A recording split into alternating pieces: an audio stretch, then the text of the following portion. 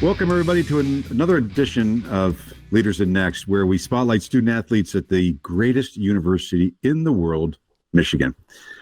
Today, we have the privilege of speaking with Dominic Zvada, the 2024 Big Ten Kicker of the Year, first-team All-American. His remarkable season saw him convert 21 of 22 field goal attempts, including a perfect 7 of 7 from 50 yards, a new Michigan record. Nobody in college football made more 50-yarders, and nobody with more than 4 attempts in college at that distance was perfect like Dominic. His consistent performance was pivotal in key victories, such as the 13-10 win over Ohio State, where he made both of his field goals, including a game winner.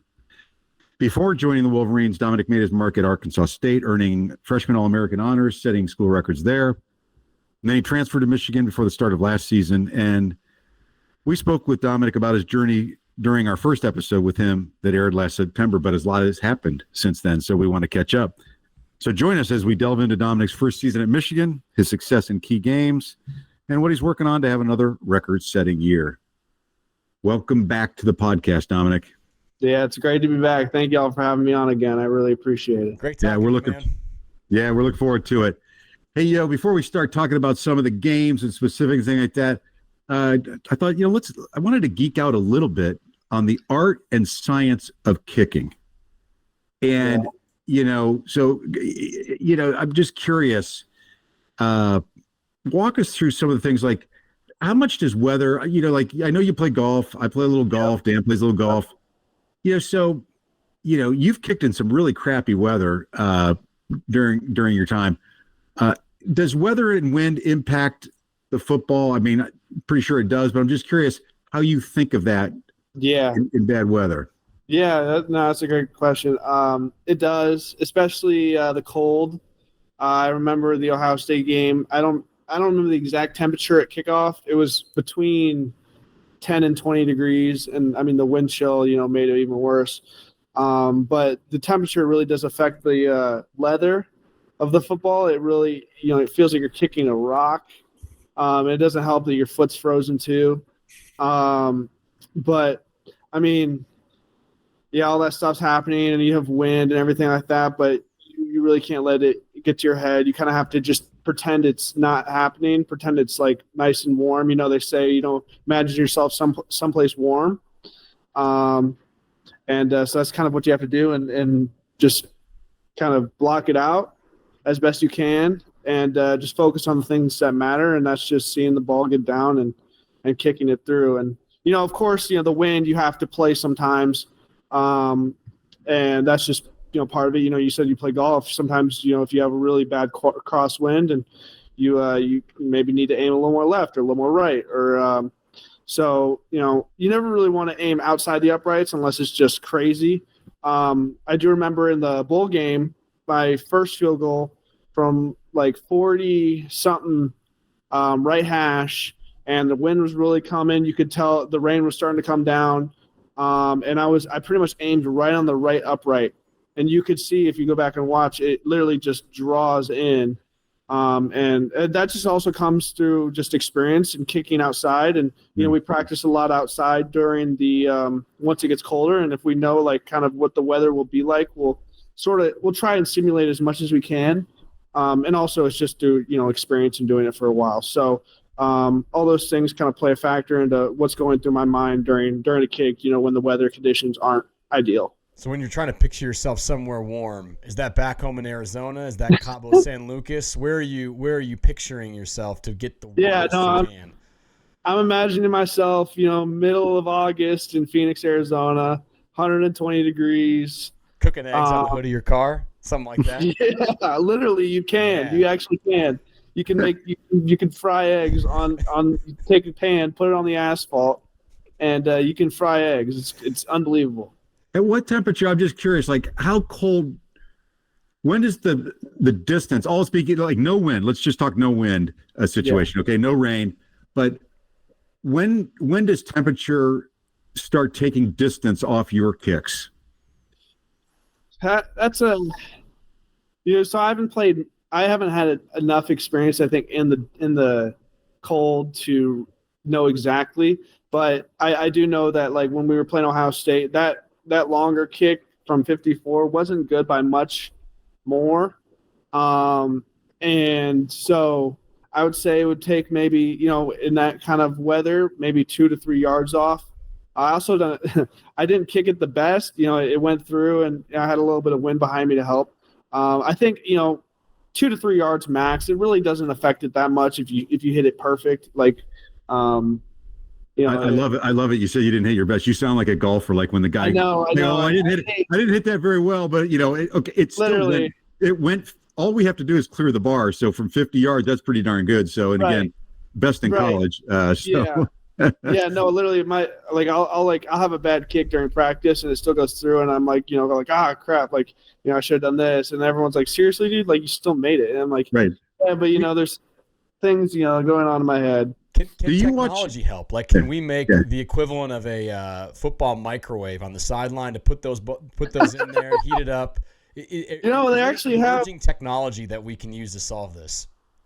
They do have these nice heated leather, nice heated bags on the side with the ball boys. I think they're heated. But by the time it gets out there and, the K balls are a little different. By the time that ball gets out there and it's back to being, rock hard. And like kicking at warm-ups, you're going to use cold balls. So I don't really, remember exactly what it felt like coming off my foot, but, just knowing from warm-ups and stuff like that, that's what it felt like. Have you changed your routine? Like, obviously everyone wants you to come out and you take a certain amount of steps back and a certain amount of steps over. I mean, how has your routine changed over the last few years, if at all? Yeah. So if you go back and watch like my freshman year and even a little bit of my sophomore year, I was an open stance guy. So both of my feet were kind of parallel with each other and, or not parallel, horizontal. So I'd have to kind of lean into it. And it wasn't great for power, but it was good for accuracy.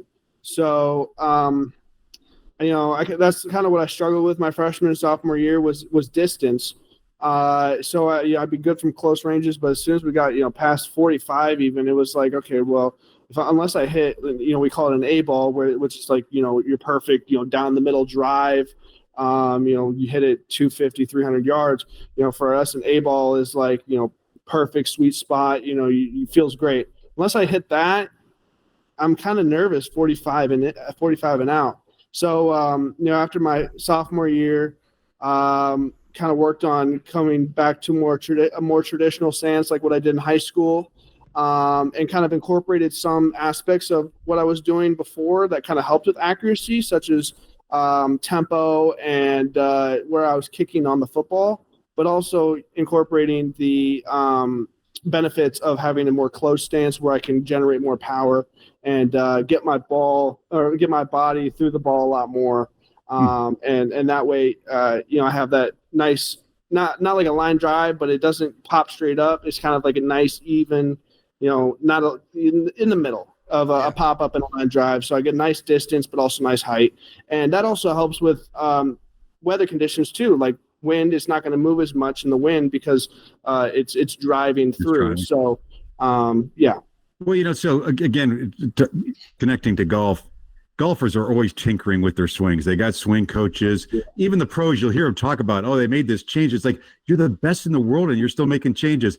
I'm curious, are you working on any changes this season to your technique? You try to limit the changes as much as possible. It kind of naturally just happens through time. Things just kind of change just through time, but you really do want to stay as consistent as possible so that, you're limiting as many factors. If you do have a bad day, you can kind of say, oh, well, this is what it was, versus if you've changed like 5 things in the last 2 weeks, it's like, okay, well, I've changed 5 things. It could be any one of those things that are kind of going wrong. Sure. So, you do want to stay consistent. I would say the biggest thing that changes for me is my mindset going into practice. I'm always thinking about something different. I'm always thinking about, if I did have something off last practice, that's what I'm thinking about going to this practice. That's what I'm really going to focus on, kind of working on getting better at. I'm just curious. Go ahead, Dan. What does film study look like for you, other than the fake that I know is in the playbook? That you don't even have to say anything. Just blink twice if we've got a fake drawn up for you. Yeah, but, that's off camera. That's off camera. We can't. Exactly. Right. Other than that, what does film study look like for you? Because you talked about changing your stance and some of those things. Maybe you picked it up for film study, but I'm curious, what's that look like for a kicker? Yeah, so contrary to popular belief, kickers watch their film too. Everyone thinks you just kind of show up and kick footballs and go home, but we do watch film on. Kind of it's more of just like for our own technique. We're not scheming up things, but unless it's a fake. We have a guy. We have like so many different camera angles. The camera crew does a great job during practice of getting a bunch of different angles of our kicks.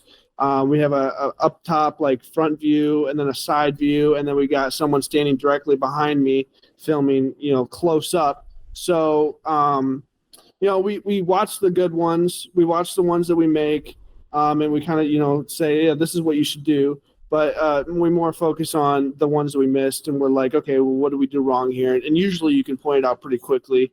And of course, everyone in the room is an expert at what they do. We're at Michigan, so everyone's good at what they do, and they can kind of pick up on things that other people are doing. And it's very helpful because everyone's looking out for everyone else. And I might not know everything about punting, but I know enough to be able to say if a Huddy has a bad ball. Where it's like, which he doesn't very often, but I'm just saying, like as an example, if he does, do something off, I can be like, hey, Huddy, maybe you took this step wrong, or maybe your drop was a little outside.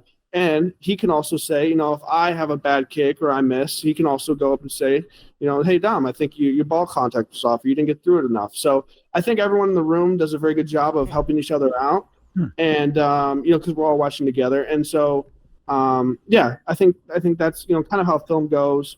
We don't have a ton of it, obviously, because we don't kick a million times a game, and we don't have 150 reps a game, but we do spend a lot of time on each clip, diving deep into it. Well, you certainly don't have a ton of clips of you missing to diagnose, so which we're very appreciative of. Maybe in practice, but sure as hell not during the game, so that's cool. Just finishing up kind of the science and everything like that, I'm just curious, what NFL kickers are kind of guys that, if any, are ones that you kind of, study or try to emulate? Yeah. So, I mean, of course, Jake Bates is a great one to watch. Oh, Jake Bates, Detroit. Yeah. Bates, I like him. I like watching Daniel Carlson at the Raiders. Blake Groupie, because I know him really well. He's a fun one. He's just super explosive, and he's super, it's just unreal. He's like 5'10", and he kicks the ball, if not further than I do. So it's unbelievable. And did you know Jake Bates? I know he went to Arkansas, right? Yeah. And then, I know you were at Arkansas State. Did you ever run into him? He was there, to 22, 23? He was there with, I don't know the exact dates. I think he was there the same time Cam Little was, because he was a transfer from Texas State, I believe. He was, yeah. Yeah, so I think he was there the same 3 years that Cam Little was there. And Cam Little is also another one that I watch a lot too, because his ability is just unbelievable as well. Texas State must be an interesting farm team, because I think Beckham Sunderland. Yeah, Beckham's from there too. Yeah, one of our transfers in was during one of his schools he went to is Texas State. So that's interesting. I thought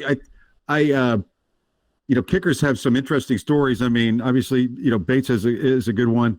That guy at Dallas is Brandon Aubrey. Oh, yeah. I mean, because I thought maybe you'd identify with him, because this guy was a soccer player at Notre Dame, played professional soccer, and then literally, I think in 2019, he's sitting on the couch with his wife watching football, and some NFL guy misses the thing, and she goes, "Oh, you could do that," and it's kind of he's probably going "Yeah, right." And he he got a coach for 3 years, and then went to the USFL, and now he's in Dallas, so it's I mean, great stories. So many cool stories with kickers nowadays. Yeah. Well, you'll be one of them. So we'll check back in with you after you get drafted and start.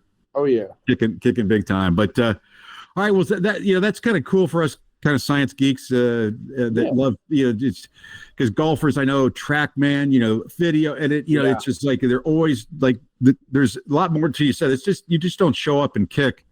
Right. Unlike the guy that was in The Replacements that smoked cigarettes, that movie, The Replacements, and just walked out there and kicked. But that was just a movie. Well, let's look back at last year, your first year at Michigan. I'm just curious, versus what you expected, what was the biggest surprise that as you look back, that you surprised you most? Biggest surprise about Michigan? It could be the town, it could be the school, it could be the program. Just curious versus what you thought you were going to get Zach into. Marshall singing, whatever, it always actually it didn't really surprise. The first time it surprised me, but then I was like, oh, that's just Zach Marshall. Yeah. I think the first thing that really surprised me was, we spent a lot of time in the summer kicking in the big house, just us specialists, just kind of getting used to picking out different landmarks, stuff like that, just getting used to the field. But really, when I ran out against Fresno State for the first time and hit the banner and kind of soaked it all in, I'm just looking around like, dang, this place really is ginormous. And you just thousands of people, and it's just like unbelievable that you do 1 360 and you see 116,000. It's just crazy. It's just the weirdest feeling. And I think that's what surprised me most. Is I thought I was ready to like kind of be like there and experience it, and I mean I was, but just seeing that for the first time, I was like, wow, like this is unbelievable. Do you have a favorite moment from last year? Yeah, I mean, I got a couple. Well, I mean, obviously beating Ohio State was great. By the way, we're gonna dive into that in more detail because I think we'll get into that later. I want to know a little bit more about that. Yeah, if I had to pick another moment, it would probably be my first game in general, because that was special, and being able to play under the lights too, the first game. And have the game that I had, it was really special, and and I have that hanging up. This first field goal picture. Yeah, I have that actually hanging up right in my. I got a little shelf of like little memorabilia that I. Yeah, we keep a few mementos of that. I should get you an autograph, and then 4 years from now it'll be worth like $10,000 or something like that. But but I'm not a big collector. I thought it was just cool. Well, you touched on some big games. I think there's three that come to my mind from last season, but you may have another what you thought was a big game at the time. Obviously, I think the obvious one's Ohio State. We'll get to that, but the Minnesota game got the brown jug. Yeah, I mean, and we're Great cruising. Picture, you holding the jug, by the way. Yeah, I know. Yeah. I kind of just stole it and kind of ran with it. It's a great one. By the way, as a new guy, like your first season, do they sit you down? Is there some obligatory 1 hour lesson on what the brown jug is? For newcomers? I mean, for every rivalry game, and I think we had a bunch of trophy games this season. They'll take the trophy of whatever game it is on Monday, and they'll stick it in the middle of the team room, and I mean, Coach Moore will have a little lesson on Monday, kind of explaining the whole history of it. And, this is important. It's a rivalry game. It's a trophy game. This is in our possession right now. We're not going to lose it. And I know we didn't lose a single trophy this year. And I think it's just because we had so much emphasis on this is an important game. We have this in our possession. I'd be darned if someone came into our house and took it. So, he went over the whole history of it, and it's crazy how old this. That's awesome to hear. Because these are big games to the fans too, and so I mean, in that game, like we're cruising, we're up 24-3 in the third quarter, and then all of a sudden Minnesota rips off 2 straight touchdowns, and it's getting a little tight. The momentum's there, and you give us a 10-point cushion, which sounded like a lot until they then score a touchdown. So, so it would have been a tie. We would have been going to OT had you missed that kick. I mean, do you remember that whole scenario? Yeah. Well, I do. I'll go back. The first field goal I had was the first one I'd had in 3 games. So I had 3 against Fresno, 2 against Texas, and then we went 0 against Arkansas State, 0 against USC, and then I think that was the next game. Yeah. And it was my first kick in 2 games. I was like a little nervous running out. I'd kicked nothing but PATs in the past 2 games, and so to get that one in my belt and put that one through felt really good. So right now for the second one, Honestly, didn't really even realize at the time that we were only up by 7. And that's kind of also my thing is I try and, disconnect myself from the emotion of the score and everything like that. And I just, when my number gets called, I just kind of go out there and put it through. So I kind of walked off the field like, all right, we made another kick. That's awesome. And, coach came up to me. He's like, oh, that's great. We have a cushion now. We're good. Thank you. This might end up, saving us. So, and so yeah, it ended up did. It did save us. Yeah. Sure did.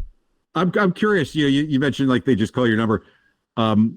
Is it like is there a routine where does anybody say anything to you like, hey man, good luck, or is it like don't talk to the kid? He's going out there doing his thing. There was only the team's been really good about it, and I think they kind of picked up on it. I don't like to be talked to while we're like close. There was one incident, and I won't say who, but it was the Indiana game, and we had just, I believe, scored a touchdown. We went for 2. We didn't get it. So now I think we were down by 2 at that point. And it was like, all right, we're going to have to go kick a field goal. Defense was really rolling in the second half against Indiana. So we were pretty confident we'd get the ball back, and I think we did. And so I was like, all right, this is it. Like, I'm going to go kick my first ever game winner. And I was locked in, and someone came up to me, and again, I won't say who, but they were like, had me on the chest, like, all right, Dom, this is your moment. We're going to do this. And I'm like, yeah, appreciate the encouragement, but leave me alone. Let me do my thing. So we just don't name any names. Let's just do a little. We'll triangulate a little bit, but we won't figure out who it is. Still on the roster? Still with the program? I believe so. Okay, but so a player, not a coach. I won't get that. Okay, all right. We won't get anybody in trouble. Just for the players that are listening, just let him do his thing. Don't talk to him about it. And like I said, for the most part, the entire season, everyone was great, and they knew to kind of, let me have my space, and unless I came up to, I only really talked to Coach Moore or Coach Brown or Coach Clausen, or Tommy, but yeah, the team was really good for the most part with that sort of thing. That's awesome. Well, let's talk a little bit about Ohio State now, because we're on the big game thread here. Yeah. And first of all, again, kind of like the question on the brown jug, some people think, oh, you got to be from the Midwest to really appreciate this big rivalry and the hatred and respect between the two programs. I mean, was it hard for you to kind of get up to speed on? No. I mean, because I know there's signs in Schembechler, and but I don't know if fans see that. How did you get? What was your indoctrination to the whole rivalry? Well, I mean, even growing up in Arizona, you have Arizona State and U of A. That rivalry is good. I wasn't much of a college football fan growing up. I was more of an NFL fan, but even then, I still knew how deep the Michigan-Ohio State rivalry was, and how much those two teams. And I wasn't a fan of either growing up. I was a Wildcat. So, but once I committed to Michigan, I had a bunch of people from both sides telling me, just wait till that last week, man. It's unlike anything. And I was like, I played Ohio State before. I know. And they're like, no, you don't. You don't know. And so, but that whole season, we do stuff in preparation for Ohio State. And we have all those signs around the building that, what are you doing to beat Ohio State today? So, that the focus of the season, we play a game each week, but we also focus on that game. And I think that's partially why we're able to, continue to have success against them, is because, we're so obsessed with winning the game, and we love, putting BTA. So, and then once you get there and you start walking in the stadium, and we go check out the stadium, the specialists by themselves take a separate van. Once we land in Columbus or any away stadium or any away city, the specialists take a separate van and go straight to the stadium and kind of just check it out, look around and kind of pick out landmarks, to kind of visualize before the game. And we parked at the shoe, and we were walking in, and some kids were just hanging out and we have all our Michigan gear. We were in our Michigan travel gear. And they come up and they start yapping and they're like talking crap, and I'm like, man, just let us go. We just got here. We're just trying to go in, take a look, and get out.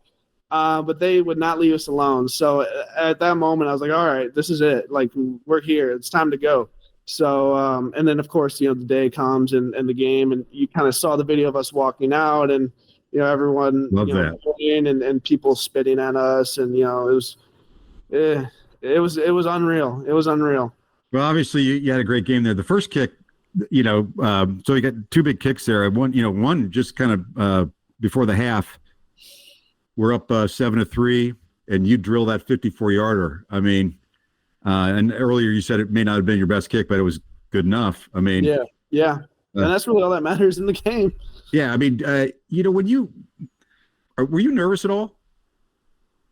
I mean, you kind of like think about it all year. You're like, oh man, that game's so big. But then once you get there, it's like, oh, it's just another game, really. Like, you go out there, it's another snap, it's another hold, it's another kick. Yeah, that's really all it is. It's Ohio State on the other side, and there's a lot of fans around, but it's nothing that I haven't done before. And so that was kind of my mindset going into it. Yeah. We talked about wind affecting kicks and maybe the cold. How about the smell in the stadium? Did that affect the kick? Yeah, because it's a big toilet bowl. Yeah. Or just the general nature of the patrons. You're gonna get Dominic in trouble with the media people at Michigan. He can't get not too much bulletin board material. Yeah. Well, as a fan, we're watching it going, well, our defense is playing really well, and again, 7-3, 10-3 now. It's like, okay, they can score a touchdown and we're tied. We're not losing. I mean, it's little things like that. I thought it was that was big, but obviously then you have even a bigger kick. Okay, so. Everyone remembers, I mean, around 4 minutes left to get in the game, Kalel rips off that unbelievable big run. Yeah. Now, obviously, you're on the sidelines watching that. You must know what's coming up. Walk us through kind of those last 4 minutes, because obviously now we're in field goal position. Right. We're now kind of just killing the clock. And so what's happening? Give us the fans an insight as to what's happening at this point for you on the field right then. So I'll start at the beginning of the fourth quarter. Coach Moore calls a huddle with the whole team, everyone, staff, everyone. We're meeting on the sideline. We're like, we got them where we want them. It's tied. We have the ball, I think. And this is where we, pound the rock and really, go and play Michigan football. And I remembered in that moment, and I'm just thinking to myself, I'm like, this is it. Like, I've been waiting 3 years. I've never had a game winner. Like, this is when it happens. I just know it. And so we get the ball, and I don't remember exactly what happened, but we somehow get really close, and then we end up throwing an unfortunate interception. Right. And I was pretty much ready to go at that point. So this whole quarter, I'm like locked in. Like, I'm sitting on the sideline, nobody's coming near me. Everyone knows to stay away. I got my helmet on. I'm warming up. I'm staying loose. And then we get the ball right back, and then I'm preparing for a longer kick again because we're pretty far back there, and then Kalel breaks that run, and I'm like, oh my gosh, like, all right, well, now if it wasn't happening before, it's definitely happening now, because I knew we were just going to try and bleed clock and do everything we could to just make sure that they had as little time as possible. So luckily, they made it easy for me, made it pretty much a PAT. And, Coach Moore was really good about doing what I wanted to do. He was asking me, like, hey, do you want us to, like, take a timeout? What hash? I was, like, down the middle, take a timeout, give me as much – because I'm a guy that, likes to take my time. So and I told him, hey, take a timeout. Let me get a few more kicks in the net, and then I'll walk out there on my own time. And walk out there, and in my head, I'm like, it's just another kick. It's just another kick. Nothing different versus the PAT I had in the first quarter and the 54-yarder I had in this. Yeah. So you go out there, you see the ball come down, Tommy hits the spot and kick it and look up, and it's right through, and everyone's celebrating. So that's good. Yeah. It's hard to think that far ahead in the moment. I know you had it's all fun and games after the game, but like even now, has it really sunk in that forever and ever, 5 years from now, 10 years from now, 15 years from now, that kick in your name is going to be in Michigan history forever? Yeah, no, it's hard to wrap the brain around because I'm still just thinking, I'm just some kid that I don't know, just kicks footballs and it doesn't really matter a whole lot. But I know to a lot of people that game, and to me, that game means a lot. So yeah, it's still hard to wrap my brain around, but it's unbelievable. Yeah, that's awesome. It's yeah. Okay, so now game ends. There's all that stuff going on. This is going. Yeah, and we have what is almost the Mount Rushmore equivalent of Michigan kickers. But at the time, you guys spell out the OHIO, obviously poking fun at all the people from Columbus sitting in the stands. Yep. Starting to boo their coach, all that kind of stuff. Yeah. So, for those that haven't seen the picture, and I'm sure when we produce this clip, we'll show it, but Hudson had the O. Yep. Tommy had the H. You had the I. Yep. And Will Wagner had the O. Yep. Who came up with this idea, and how long had you been planning it? That was a spur of the moment. Just okay. Who came up with the idea? It was Tommy Doman's idea. Yeah. And first we were just gonna it was just gonna be me and him doing OH, and then because we found a photographer, and we were like, let's do something funny. Like, let's just do something funny to troll, because this whole fight, the whole fight is happening at this moment. Right. And we're just That's the best part of it. You guys are just off having fun. Yeah, we're just off the side. You've seen the picture. The fight is happening in front, and we're in the back just trolling. We're like, yeah, let's not get in the fight, but let's do something to kind of be involved.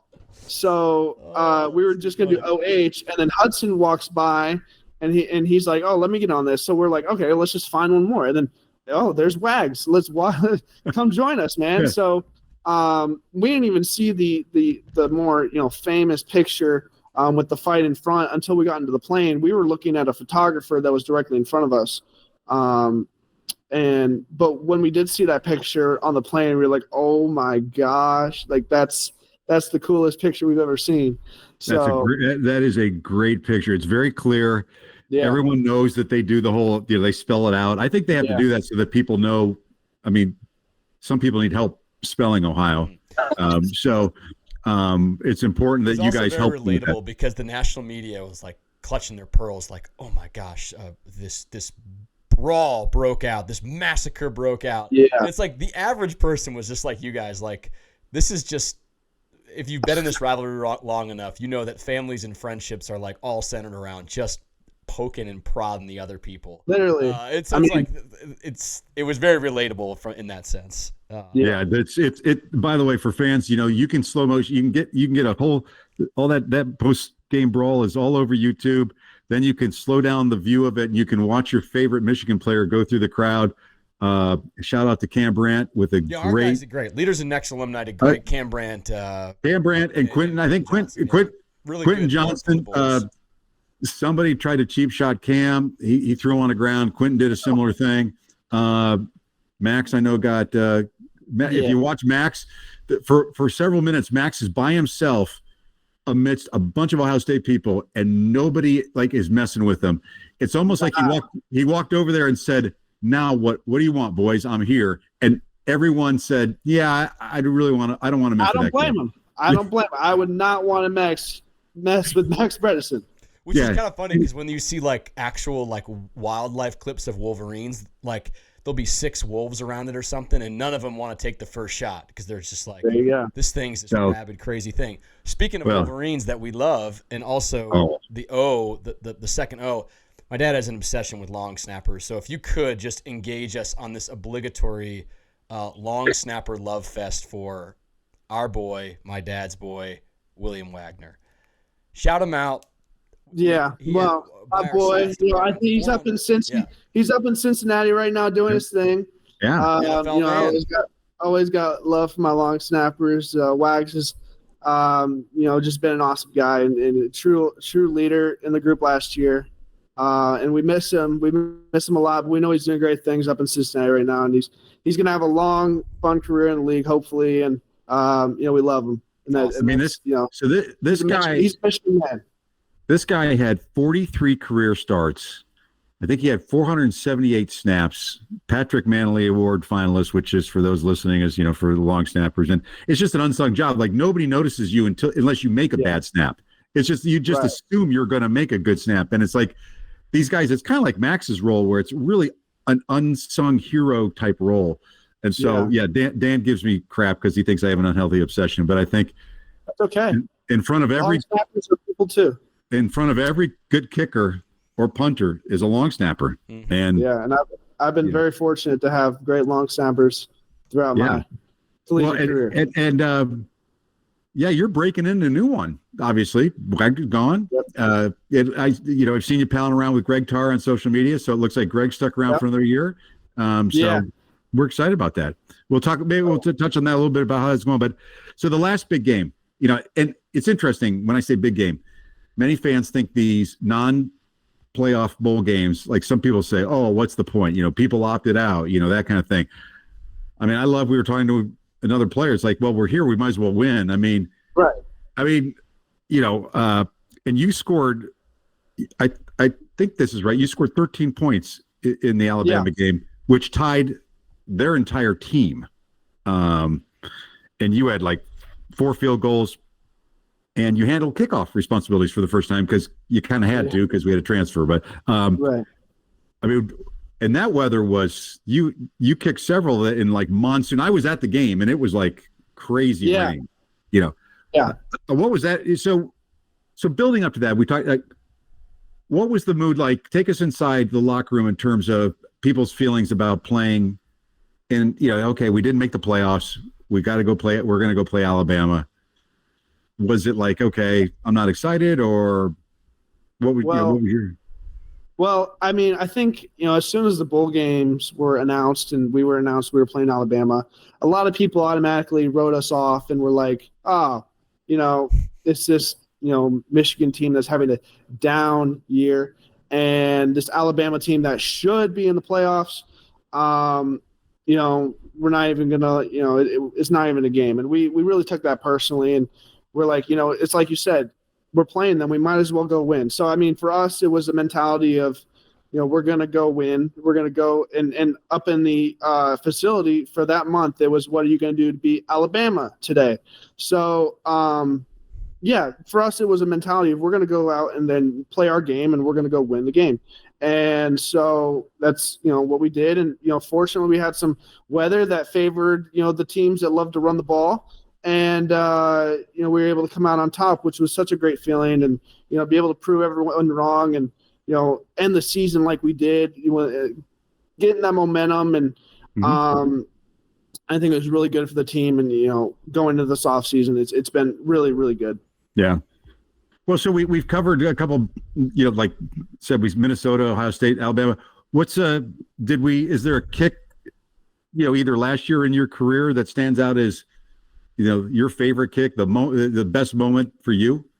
I mean, one immediately comes to mind, and we didn't win this game, but it still was such a. I mean, Indiana when I had that 56-yarder, I think that was probably the best kick I've ever had in a game. Where like in terms of just like how I kicked it, I just remember it feeling super super good off the foot.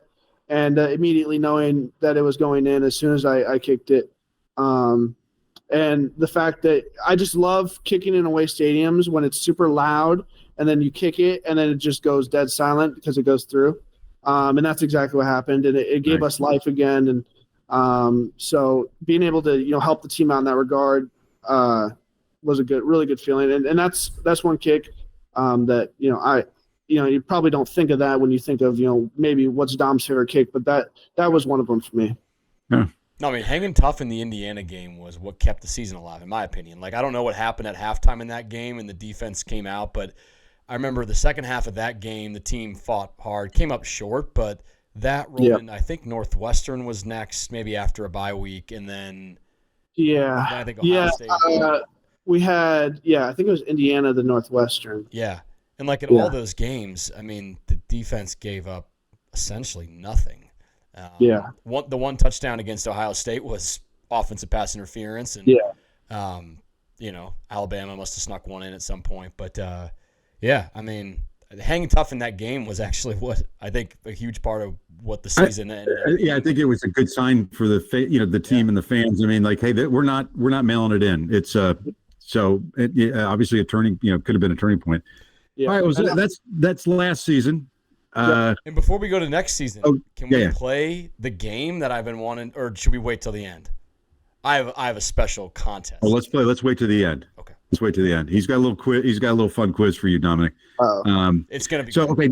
So turning the page of this season. I mean, in our first interview in September last year, you mentioned you had pressure to enter the portal after your success at Arkansas State. From friends. People said, "Oh, you need to be at a different school or bigger school," right? Right. I'm just curious. Okay, so you have a record-setting year, win all sorts of awards. I'm wondering, I guess, two things. Did you get pressure from somebody? I mean, and we don't need names, to either transfer or pressure to enter the draft? So I knew that I was not going to transfer, first of all. That was never a thought in my mind. Okay. But it did come across in my mind where I was like, you know what? Let's just kind of take a look, see, who's coming out in this class, what team needs kickers, just kind of get some information. And obviously no decisions were made. And ultimately I'm like, I'm not satisfied with what I've done here. I feel like we have such a great team coming up this year that it'd really be a shame for me to leave and then, this team go and do such great things and me not be able to be a part of it. And you only get to play in college football one time. So, I decided I wasn't ready and I wanted to spend one more year in college and experience, the season that college football has to offer one more time and, make a push for the playoffs. Hopefully, so that I, experience that. And, if we're able to do that, I'd be really happy and that would make staying, worth it. Obviously, love the guys too. And, I want to spend another year with the guys. And, so, a lot of factors go into that. I wouldn't say I really had any pressure. It was more of just, family and friends being like, whatever you decide to do, we're going to help you find information, but whatever you decide to do, we're going to support you 100%. And so I really appreciated that from everyone. And, everyone was so great in the process. And, but yeah, I'm super happy with the decision I made. And, I wouldn't change it, if I had a million opportunities. Well, we're glad you stayed because some people say, well, why would he transfer? Well, in today's world, obviously we know there's situations and money and things like that, and it's a decision people get to make. But we're glad you stayed not only at Michigan, at Michigan and in college. I guess selfishly, but it's not. I think you'll be popular come next year for the NFL. So. I was looking at some of your stats, just comparing them. So we talked a little bit about college, right? So, nobody in college made more 50-yarders than you. I mean, I think Colin Rogers at SMU had 7, but he was 7 for 11. He wasn't 7 for 7. And, when I look at the NFL, their percentages, again, they're not perfect like you are with that number of attempts. And then I think for field goals overall, you're 21-22, tied Nick Folk at the Titans. For any kicker over like 6 attempts, like there was a couple guys with 1 or 2 attempts, that I didn't count those guys. And so I look at the guys with a lot of attempts, and Nick Folk was literally identical to you, 21-22 in the pros. So your numbers are NFL, up in the upper echelon NFL. So looking good. Well, so we're in the off season, and we talked a little bit about losing Wagner. I see. As far as I know, we got Greg Tarr. It looks like is Trent Middleton at school yet? Yeah, he is. He joined us for the summer cycle. Yeah. Okay. So you've got those two guys, I think, snapping. What makes a good long snapper, out of curiosity, now that I get my love for long snappers? I mean, I see these guys, sometimes they like again, like every sport, they've got metrics, the speed between when it's released and when it's back to you. But I mean, what do you want your obviously you want them to be accurate, but what is it that makes a good long snapper to you? So yeah, obviously you want them to have the speed and the accuracy, and that has to be there, if they want to play that position, and you got to be bigger to, hold up the line and, run down there and make tackles on punt. But I think the biggest thing for me is someone who's just level-headed and doesn't get emotional. I think they're kind of like the rock foundation of the specialist room. Like, punters and kickers can sometimes be divas because, I don't even know. It's just how it is. But you go to a long snapper, they're just the same guy all the time, and they're not going to let anything affect them. And so, if something's going on, if you miss a kick or, things are going on, usually the long snapper's there to kind of be like, hey, man, it's going to be all right. We're going to move past this. It's in the past. We got a job to do. We got to move on. So they're kind of like, your built-in therapist, if you will. And Greg does a great job of it. Wags did a really good job at it. And Trent's, doing a great job of it so far. So, I'm super excited to roll with these guys for the season. And, yeah. And when they're off the field, do long snappers long snap other things? Like, does Greg Tarr just find it more efficient for him to long snap other things, like his groceries into his pantry or remotes back onto the couch? Does he have to do that for other things besides the football? That's a question for him because I will follow up on that. That's a legitimate and serious question. I do need an answer on. Greg's been around a little while now. Does the ball spin the other way, like in Australia? Oh. I've never met a left-handed long snapper, but I would assume like a left-handed quarterback, it probably would. See? Yeah, we don't want that. No, don't do that. No. No offense to Trent Middleton. No, I assume no relation to Kate Middleton is left-handed, but we'll find out. So I know you weren't here for all of last off season. I know you got here a little, in the spring, I think, or after the spring game, actually, last your first season. So I don't know if you have a great perspective, but I'm just curious as you look at where we are now and how the team is doing and what they're doing and what you're doing versus a year ago. Is any big differences that you've sensed? I think the culture has gotten a lot better. I wouldn't say like it's just we're a brotherhood. I feel like we're a lot closer than we were. And it's all perspective too. I came from a team that was a lot, different. And coming here to Michigan, everyone's, 5-star athlete and not throwing shade on any guys there, but I mean, Michigan's the best of the best. And so, seeing these guys running around for the first time, last summer, it's like, oh my gosh, like these guys are animals. And, I'm kind of feeling the same way again. Like these guys are just flying around. And like I said, the brotherhood is great. You see guys walking around downtown together and nobody's by themselves. Everyone's in pairs, in groups of 3, 4. And, it's not just running backs hanging out with running backs. Although I think Justice Hayes and Jordan Marshall might be best friends. You never see them apart, but you never, wide receivers hang out with kickers and kickers hang out with DBs, and it doesn't matter what your position is. You're just one of the guys. So I think that's great, and great for team chemistry, and everyone just loves each other. And I think that kind of helps everyone play for each other more and want to win more for the guy next to them. Any favorite odd couples, like is Hudson Hollenbeck and like TJ Guy best friends? Let me think. Odd couples.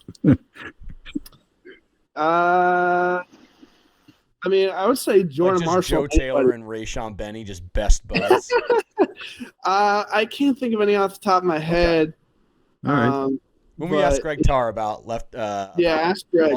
Greg's friends with everybody, so we'll get that scoop. You first time we talked, you were brand new on campus, and you told us a story about how I think you were in Chipotle with Donovan, and some fans they wanted to talk to him, and Donovan said, "Hey, here's our new kicker." Nobody recognized you. Now that you're I know obviously you're wearing a helmet, but you do a lot of social media, so people have seen you without the helmet on. Are you getting recognized a little bit more when you're walking around Ann Arbor? Yeah, a little bit more. Okay. Just every once in a while, and it does make my day when someone comes up to me and says hi. But I'm also a shy person, so I kind of like, I'm like, but like, I love, seeing fans and, taking pictures and getting to meet them. So it's super cool that, that's what it is now. Nice. How's school going? You still doing econ?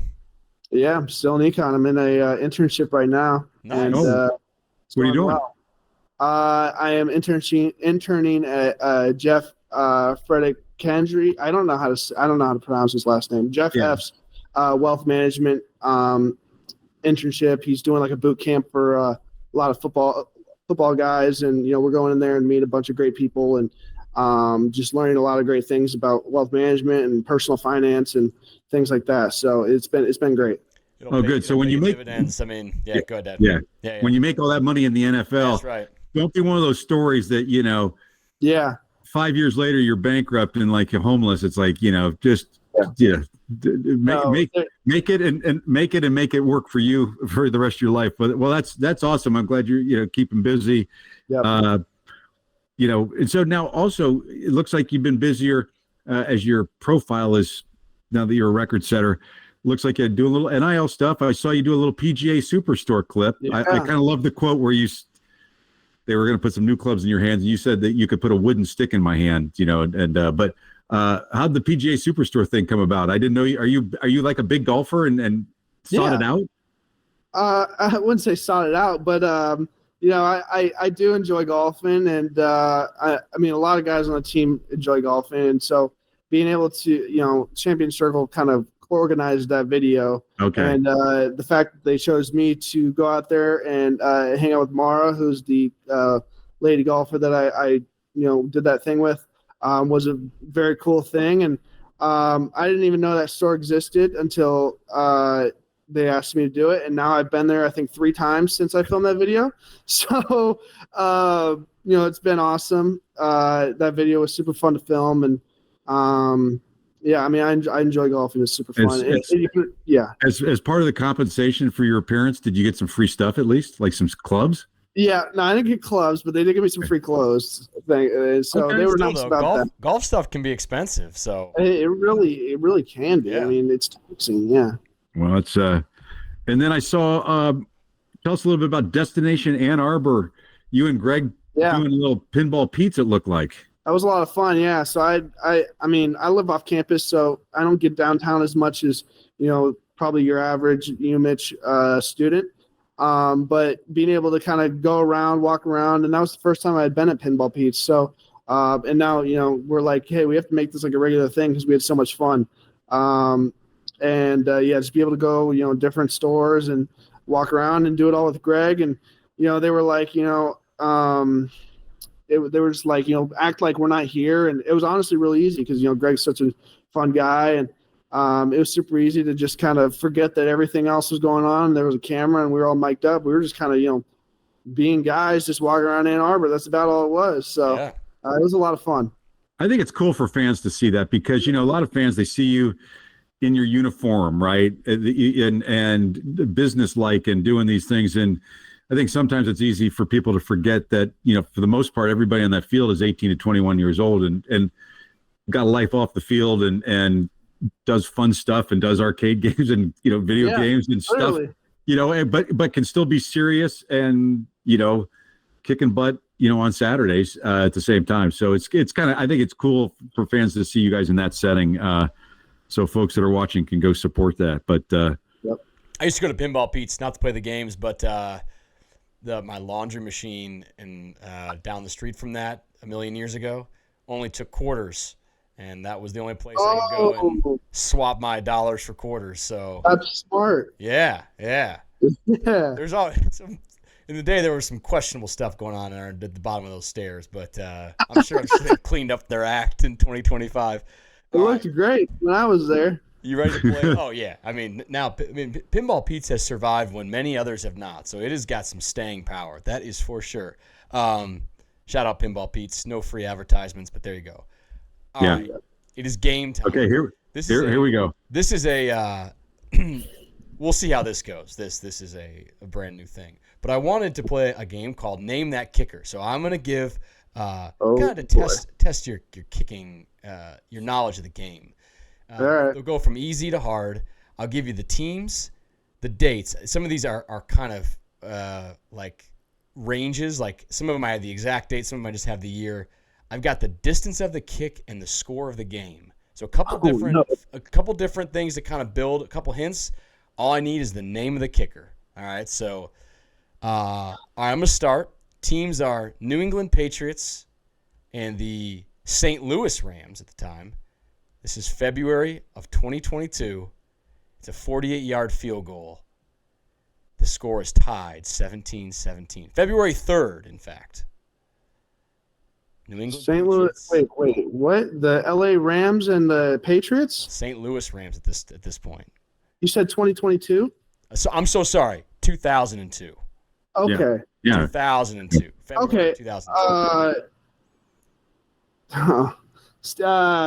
Dude, this is a Super Bowl game winner. I should know this.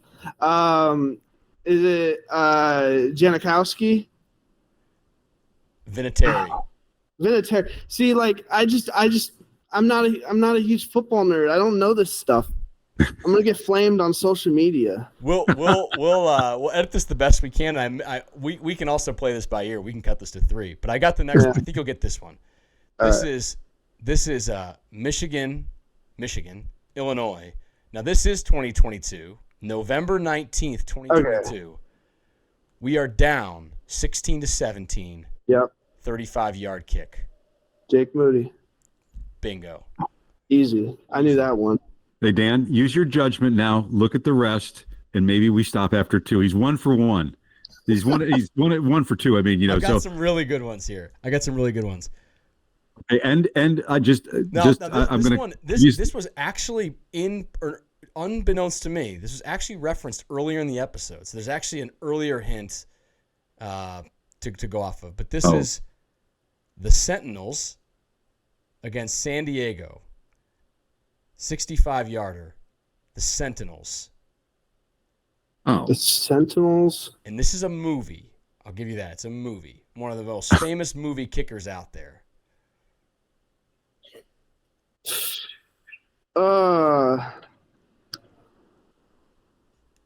If it helps, which it won't, it was 14-16 at the time of this kick in the movie.